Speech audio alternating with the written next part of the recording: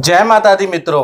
आज हम चर्चा करने वाले हैं एक ऐसी घटना, ऐसे गोचर के बारे में, ऐसे राशि परिवर्तन के बारे में जो 18 साल बाद लगभग होने जा रही है। यानी 30 अक्टूबर 2023 में राहु का राशि परिवर्तन हो रहा है। यानी राहु मेष राशि से मीन राशि में यानी उल्टी गति में जाकर मीन राशि में गोचर करने वाले हैं।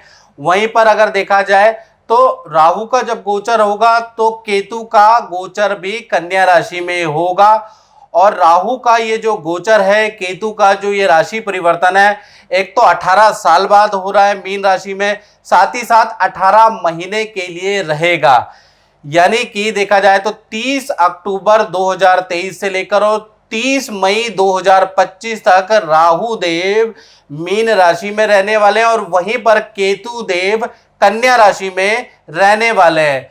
आज हम चर्चा करेंगे राहु के बारे में और अगले एपिसोड में मित्रों हम चर्चा करेंगे कि केतु के बारे में। ये एपिसोड होगा राहु के ऊपर कि राहु का 12 राशियों पे क्या प्रभाव पड़ेगा, इसके बारे में इस कार्यक्रम में चर्चा करेंगे। सबसे पहले राहु का मंत्र, ओम अर्धकाया महावीर्या चंद्रादित्य विमर्दनम सिंगिका गर्भ संभूतम तम राहु पर्णमाम्यम। यानी अर्धकाया महावीर्य, यानी कि राहु की अर्धकाया है और महावीर्य का मतलब बहुत ज्यादा लालसा और महत्वाकांक्षी वाला ग्रह चंद्रादित्य विमर्दनम, जिसका चंद्रमा और देखा जाए सूर्य से गंभीर शत्रुता है। सिंह का गर्भ संभूतम तम राहु प्रणमाम्यम, सिंह की सवारी करने वाला ऐसे राहु देव को हम प्रणाम करते हैं।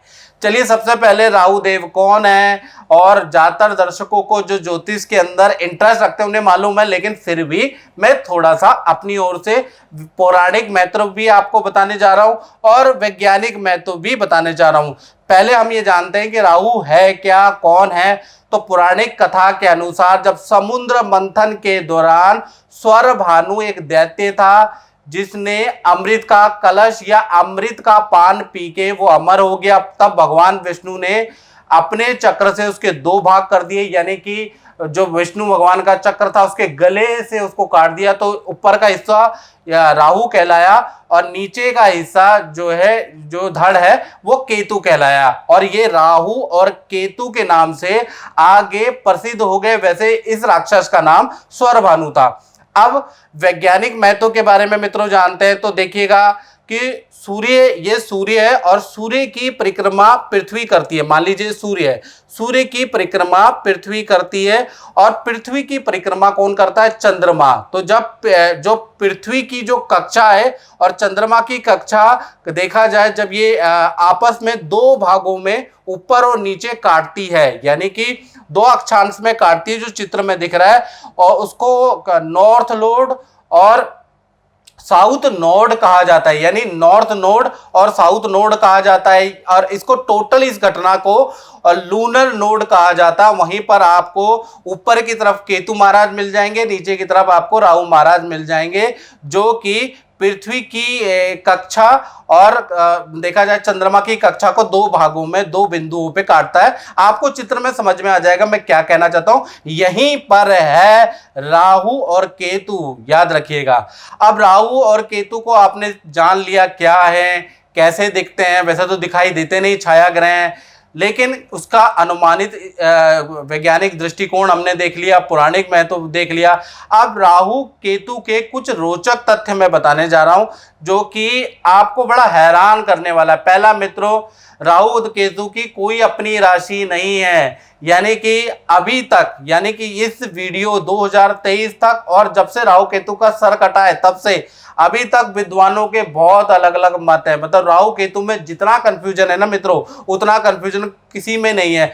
कोई ये मानता है कि मिथुन राशि राहु की उच्च राशि होती है, कोई मानता है कि धनु राशि राहु की उच्च राशि होती है। इसी प्रकार से केतु में अलग अलग कंफ्यूजन है, कौन मित्र है कौन शत्रु है, लोग अलग अलग तरीके से अलग अलग विद्वान डिस्क्राइब करते हैं, बिल्कुल कंफ्यूजन है इसमें। साथ ही साथ सबसे बड़ी इंटरेस्टिंग बात मैं आपको बताऊं, राहु केतु एक ही शरीर से उत्पन्न हुए हैं। यानी कि एक आत्मा दो जान है, लेकिन उसके बाद भी देखा जाए दोनों में भी आपस में शत्रुता है। यानी जब देवता का दर्जा दोनों को मिल गया, राहु को और केतु का, तो एक दूसरे से भी चिढ़ने लगे और एक दूसरे से भी शत्रुता इन्होंने कर ली, जैसे भाई भाई आपस में लड़ते हैं। इसी तरह से देखा जाए तो दूसरा इंटरेस्टिंग पॉइंट क्या है, राहु जिसकी कुंडली में प्रबल होता है ना, वो बहुत बड़ा कॉपी कैट होता है। अब कॉपी कैट का मतलब कि ऐसे व्यक्ति के अंदर चालाकी और देखिए चालाकी जन्मजात होती है। ऐसे लोग बहुत चालाकी करते हैं, बुद्धि से बहुत तेज होते हैं, साथ ही साथ किसी चीज की कॉपी करने में जैसे कहते हैं ना, जूते की कॉपी बना ली, सॉफ्टवेयर की कॉपी बना ली, उसकी नकल बना ली, कॉपी करने में बड़े एक्सपर्ट होते हैं, ओरिजिनल को भी मात देते हैं। जिनका राहु अच्छा होता है, याद रखिएगा स्टूडेंट, जिनका भी राहु अच्छा होता है तो कहीं ना कहीं केंद्र त्रिकोण में बैठा है, शनि की राशि, बुध की राशि, शुक्र की राशि में बैठा है, तो मान के चलिए ऐसे लोग कॉपीकेट बड़ी जल्दी कर लेते हैं। किसी की लाइफस्टाइल को फॉलो करना, कोई टेक्नोलॉजी की कॉपी करना बहुत अच्छा कर लेते हैं और सक्सेसफुल हो जाते हैं। साथ ही साथ केतु के बारे में बात करें तो केतु जो ग्रह है वो इंट्यूशन वाला होता है। यानी केतु जिसका भी स्ट्रांग होता है, और केतु किन राशियों में स्ट्रांग होता है ये बड़ा कंफ्यूजन है। केतु अधिकतर मित्रों जो राशियां हैं बुध की, गुरु की, शुक्र की राशियों के अंदर स्ट्रांग होता है। याद रखिएगा, बुध की राशि, गुरु की राशि, शुक्र की राशि में स्ट्रांग माना जाता है केतु को। तो यहां पर केतु अगर होंगे तो आपकी कुंडली में और केंद्र त्रिकोण में होंगे तो केतु आपका अच्छा है, आपके अंदर इंट्यूशन पावर हो जाएगी। यानी आपको एक अनुभव पता चलेगा कि आगे क्या होने वाला है, 10 साल बाद टेक्नोलॉजी कहाँ जाएगी, आपको बुरे और अच्छे की इंट्यूशन आने लगेगी, आपके अंदर इंट्यूटिव पावर आ जाएगी, जिसके कारण आप जो है अपने भविष्य को अच्छा बना सकते हैं। तो राहु और केतु दोनों अगर अच्छे हो जाते हैं तो कहीं ना कहीं एक में चालाकी बहुत अच्छी मिलती है और एक में इंट्यूटिव पावर ज्यादा मिलती है। साथ ही साथ एक और इंटरेस्टिंग पॉइंट बताता हूं, राहु केतु हमेशा वक्री होते हैं, यानी कि हमेशा उल्टे ही चलते हैं, लेकिन इनकी दृष्टि सीधी होती है। याद रखिएगा, इनकी जो दृष्टि होती है कुछ विद्वानों के अनुसार 5वीं, 7वीं और 9वीं दृष्टि होती है, याद रखिएगा। और विज्ञानों को मतलब विद्वानों के अलग अलग मत भी हैं राहु को लेकर, कोई 5वीं, 9वीं और 7वीं दृष्टि मानता है, कोई कहता है कि इनकी जब कोई राशि ही नहीं है तो इनकी दृष्टि का कोई महत्व नहीं है, लेकिन मैंने खुद अनुभव में देखा कि इनकी दृष्टि का महत्व होता है। साथ ही साथ देखा जाए तो राहु जब भी राशि परिवर्तन करता है, जैसे कि 30 अक्टूबर 2023 में राहु देव राशि परिवर्तन कर रहे हैं, तो 9 महीने यानी शुरू के जो 9 महीने आपको अच्छा या बुरा दोनों इफेक्ट ज्यादा मिलेगा, यानी जबरदस्त मिलेगा। अगर अच्छे होंगे तो अच्छा इफेक्ट मिलेगा और बुरे होंगे तो बुरा इफेक्ट आपको तुरंत मिलेगा, 9 महीने तक मिलेगा। फिर अंतिम के जो 9 महीने वो कहीं ना कहीं नॉर्मल होते हैं, यानी कि 9 महीने ज्यादा इसका अच्छा या बुरा इफेक्ट मिलता है। चलिए अब बात करते हैं मीन राशि के ऊपर। तो मीन राशि पे ही राहु देव आ रहे हैं, यानी 30 अक्टूबर 2023 में देखा जाए तो राहु मेष राशि से उल्टे चलते हुए उल्टी गति में मीन राशि में यानी आपकी राशि में आ रहे हैं, जहां पर आप देख रहे हैं प्रथम भाव के अंदर आ रहे हैं। तो देखा जाए तो ये जो 18 महीने राहु का गोचर है वो आपकी सोच को बदल देगा और स्वास्थ्य पे प्रभाव डालेगा। यानी ये जो गोचर है आपके सोच और आपके स्वास्थ्य पे प्रभाव डालेगा, इसलिए कुछ सावधानी आपको जरूर रखनी है। पहला देखा जाए तो राहु जो मीन राशि में आएंगे यानी आपकी राशि में आएंगे, आपका स्वभाव शक्की कर देंगे। अब आप चीज़ों में नेगेटिविटी ज़्यादा देखेंगे, आपके अंदर चिड़चिड़ापन आ जाएगा, आप झगड़ते रहेंगे, मूड स्विंग हो जाएगा, आप थोड़े से घमंडी हो जाएंगे, आपको लगेगा नहीं लेकिन आपका नेचर चेंज हो जाएगा, आप थोड़े से सेल्फिश नेचर वाले हो जाएंगे, यानी अपना काम बनता भाड़ में जाए जनता, ऐसी स्थिति हो सकती है। क्योंकि राहु जब आ जाता है ना आपके सोच के ऊपर तो ऐसा ही होता है। दूसरा प्रभाव देखा जाए तो राहु के कारण देखा जाए आपकी जो रुचियां हैं ना बड़ी अजीबो गरीब सब्जेक्ट में हो जाएंगी, यानी मृत व्यक्तियों पे आपके हो जाएगी, आत्मा भूत प्रेत में आपका इंटरेस्ट बढ़ जाएगा, यानी इन चीज़ों की वीडियो ज़्यादा देखेंगे, इनकी किताबें ज़्यादा पढ़ेंगे, इन चीज़ों में आप ज़्यादा लिप्त हो जाएंगे। साथ ही साथ आपके टांगों में हल्के दर्द की समस्या भी रहेगी। तीसरी घटना के बारे में बात कर लेते हैं। जब राहु ट्रांजिट होगा तो संतान के कामों में बाधा होगी। यानी कि अगर संतान छोटी है तो एकाग्रचित्ता में प्रॉब्लम या हेल्थ में प्रॉब्लम, बड़ी संतान है तो उनकी विद्या विवाह में प्रॉब्लम में रहेगी, याद रखिएगा। यानी संतान के कार्य रुक जाएंगे, ऐसा भी योग नज़र आ रहा है। लेकिन खासकर जुलाई 2024 तक संतान की परेशानियां जूझ सकते हैं मैक्सिमम से मैक्सिमम। उसके बाद केतु का प्रभाव पड़ेगा, तो कहीं ना कहीं जुलाई 2024 के बाद संतान का काम अच्छा होने लगेगी, उसकी परेशानी सॉर्ट आउट होगी। चौथी घटना के बारे में बात करें तो राहु देखा जाए तो आपको अचानक खूब धन लाभ दे सकता है। यानी कि आप किसी की एडवाइस से शेयर इन्वेस्टमेंट से कुछ लाभ प्राप्त कर सकते हैं, किसी के साथ में किसी का ऑफर एक्सेप्ट कर सकते हैं, किसी के साथ में पार्टनरशिप करके आप खूब धन अर्जित कर सकते हैं। यानी कि ये जो 18 महीने हैं आपको कोई ऑफर मिले तो आप रिजेक्ट मत कीजिएगा, आपके लिए बड़ा लाभकारी। पांचवी घटना के बारे में बात करें तो राहु देखा जाए जो आपकी मीन राशि में, आपकी राशि में, तो आपकी विदेश यात्रा कराने वाला, अचानक आपकी विदेश यात्रा होंगी। खासकर मुस्लिम कंट्रियों की यात्राएं कराएगा। साथ ही साथ विदेश संबंधी कोई काम, इंपोर्ट एक्सपोर्ट का काम आपका शुरू होगा या विदेश संबंधी काम में आपको सफलता मिलेगी। छठी घटना के बारे में बात करें तो राहु देखा जाए विद्यार्थियों के लिए, जो स्टूडेंट है मीन राशि वाले, उनको अचानक विद्या में बहुत अच्छा रिजल्ट मिलेगा, अच्छे इंस्टीट्यूट में एडमिशन मिलेगा। यानी विद्यार्थियों के लिए बड़ा लाभकारी है, कंपटीशन क्रैक करेंगे 18 महीने के अंदर। यदि मीन राशि वालों पे कोई कोर्ट केस चल रहा है या सरकारी कोई काम रुका हुआ है तो सरकारी काम में भी, कोर्ट केस में भी आपको शुभ फल देगा। तो कुल मिला के देखा जाए सिर्फ आपके स्वभाव के लिए बहुत अच्छा राहु नहीं है, धन के लिए, विद्या के लिए, करियर के लिए ये राहु का गोचर बहुत वंडरफुल रहने वाला है। तो मित्रों, इस कार्यक्रम में बस इतना ही, मुझे दीजिए इजाज़त। जय माता दी।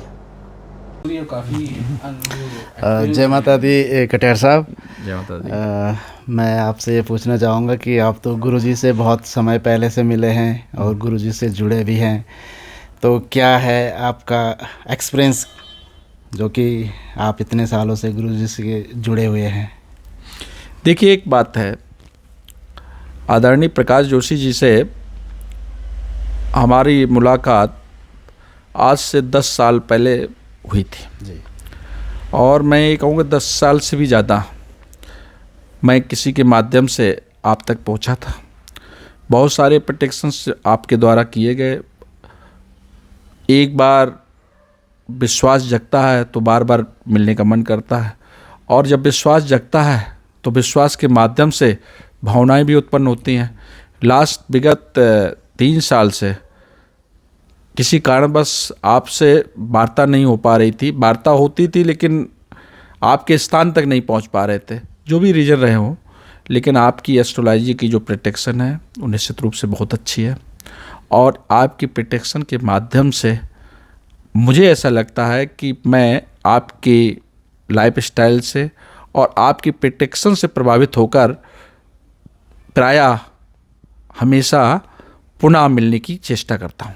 जी, धन्यवाद कटियार जी। और हम भी माता रानी से प्रार्थना करते हैं कि आप जो है, जो आपके अंदर वो अपनी मनोकामना है वो पूर्ण हो और आप एक ऊंचे पद पे पहुँचे। प्रार्थना करें जी, अभी मिनिस्टर बने हमारे। बिल्कुल बिल्कुल कटियार साहब यही प्रार्थना करेंगे, और हमारे गुरुजी का भी आशीर्वाद रहेगा। नहीं, माता रानी की भी कृपा रहेगी। गुरुजी का अगर आशीर्वाद रहेगा तो निश्चित रूप से फलीभूत होगा, क्योंकि आप भी तक जो भी आपने प्रोटेक्शन किए हैं तो वो बहुत ही लाभप्रद रहे हैं। और मैंने अपने बारे में नहीं, आज भारतीय जनता पार्टी के जो प्रदेश अध्यक्ष हैं आदरणीय स्वतंत्र देव जी के बारे में हो, वो भी मेरे साथ 1-2 बार यहाँ पर आए हैं। जी। और विनय कटियार जी भी 1-2 बार आए हैं। लेकिन जो कुछ भी उनके बारे में बताया था उस समय, आज से 10 साल पहले जब स्वतंत्र देव जी हमारे साथ आए थे, तो मुझे भी नहीं लगता था कि वो ये सही है, लेकिन आज हुआ, वो कैबिनेट मंत्री बने, आज प्रदेश के अध्यक्ष हैं भारतीय जनता पार्टी के। तो कई हमारे इसके अलावा और भी कई लोगों का मैं बताता हूँ, जैसे कि उनके बारे में भी जो आपके विचार आए, आपने प्रोटेक्शन किया, आने वाले समय में वो सही उतरा। तो ऐसा लगता है कि अगर हमारे बारे में कोई अगर प्रोटेक्शन कर रहे हैं तो निश्चित रूप से फलीभूत होगा। बिल्कुल बिल्कुल, धन्यवाद। माता रानी की कृपा रहेगी तो हम आपको जो है मुख्यमंत्री के पद पे देखना चाहते हैं। चलिए, समय बताएगा। गुरुजी का आशीर्वाद और माँ की कृपा हमेशा बनी रहे। चलिए, धन्यवाद। जय माता दी। जय माता दी।